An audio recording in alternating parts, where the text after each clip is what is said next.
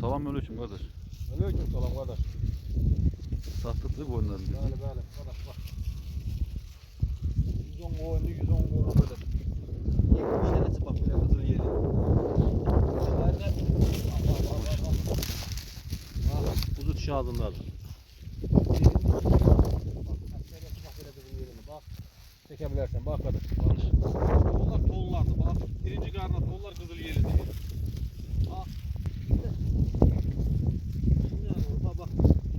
Bak. Belesine 50 tane birinci karnı 50 tane hilesi de var ha. Bak bu dişte 50 tanesi hile kızıl.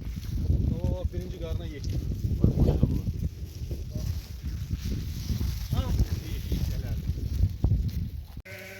Böyle bak o dediğim şey bunlardı kardeş. 120 hayvandı. 10 tanesi doğuptu. Kalan da kızıl yerinde bak öyle. Bak ot kardeş bak. 70'i 80'i birinci karnına, ikinci karnına şey. Bu dediğim koyun bak budur. Satlası koyun.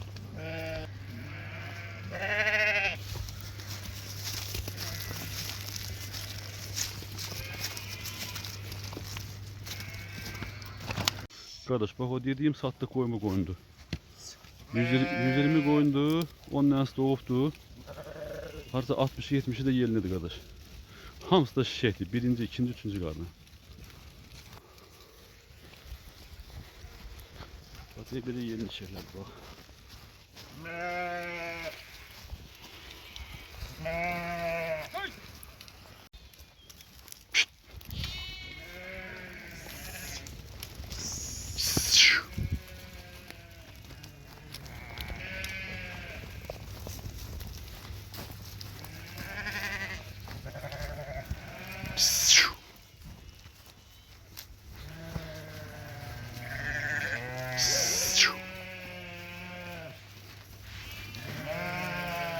Kardeş, 70 tane, 80 tane birinci karnına, ikinci karnına şeyler bak çıktı satışa.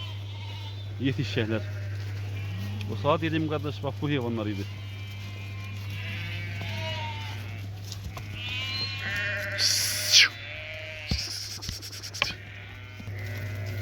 İyi bak kızıl gelen oyuncu kardeş bak dediğim gibi oyuncu. Şey hamster.